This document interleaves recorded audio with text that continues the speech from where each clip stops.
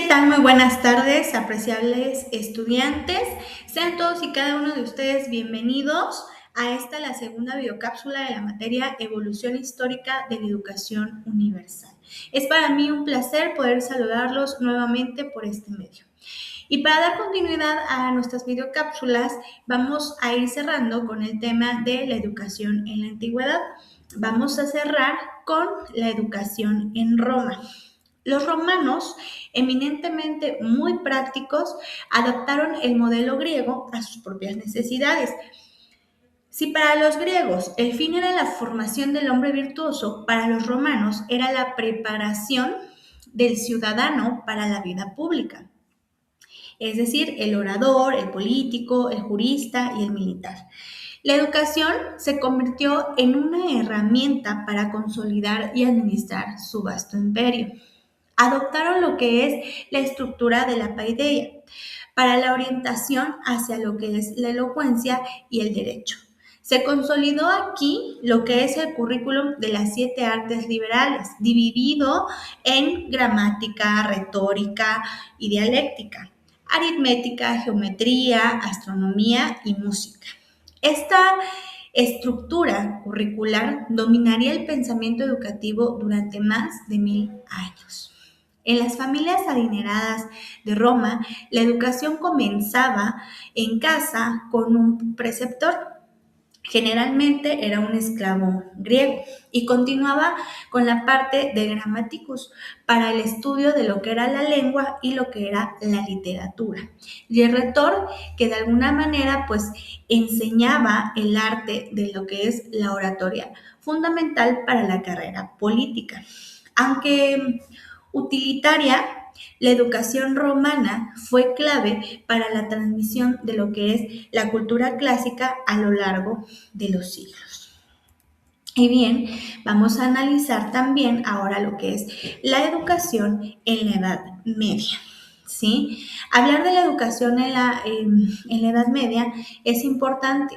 Con la caída de lo que es el Imperio Romano de Occidente, la Iglesia cristiana se convirtió en la principal guardiana y transmisora de lo que es el saber.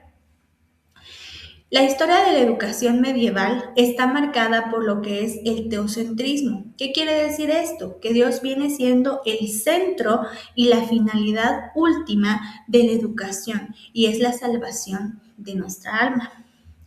¿Cuál era el rol de la iglesia y los monasterios aquí? Durante la Alta Edad Media, los monasterios fueron los únicos centros de conocimiento. Los monjes copistas preservaron las obras de la antigüedad clásica, aunque las interpretaban de alguna forma a través de su filtro cristiano.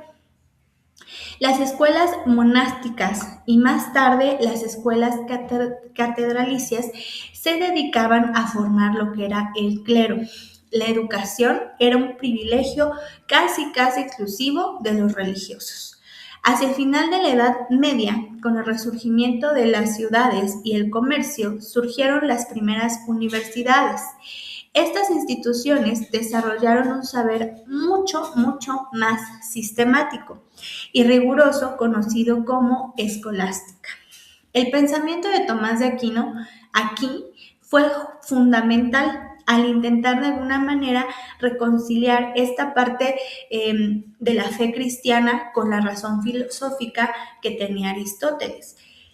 Este fue un paso crucial hacia una concepción más racional de lo que era el conocimiento, sentando aquí lo que son las bases para lo que vendría después.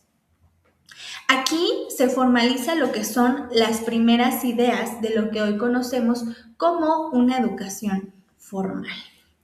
Posteriormente llega la época de lo que es el Renacimiento y el humanismo.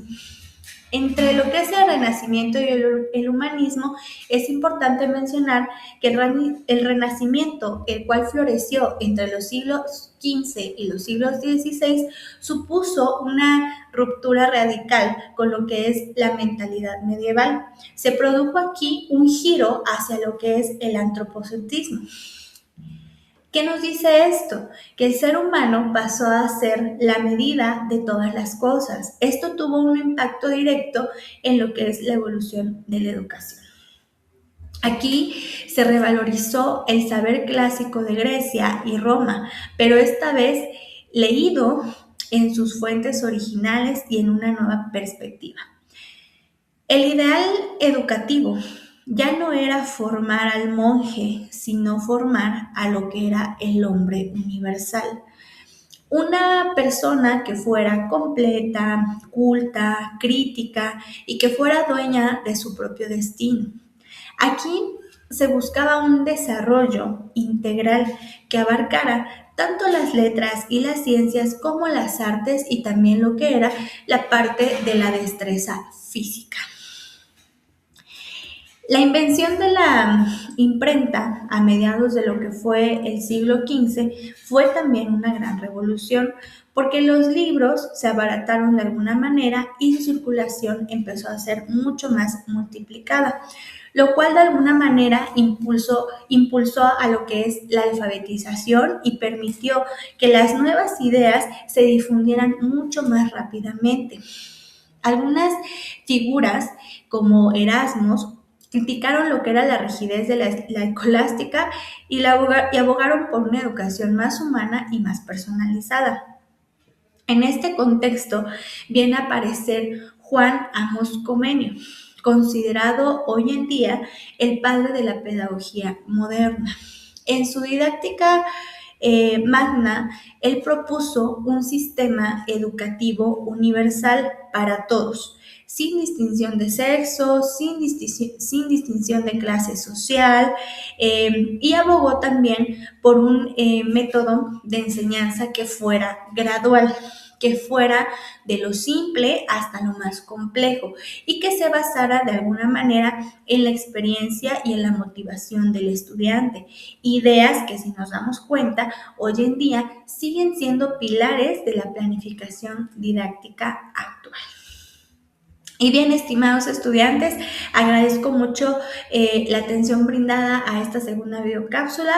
Les dejo toda esta información para que podamos seguir reflexionando acerca de esta evolución histórica de la educación universal. Muchísimas gracias. Cabe destacar que ante cualquier situación o cualquier duda, estoy para apoyarles con muchísimo gusto. Nos vemos en la siguiente videocápsula para seguir analizando toda esta parte de la evolución histórica. Muchísimas gracias.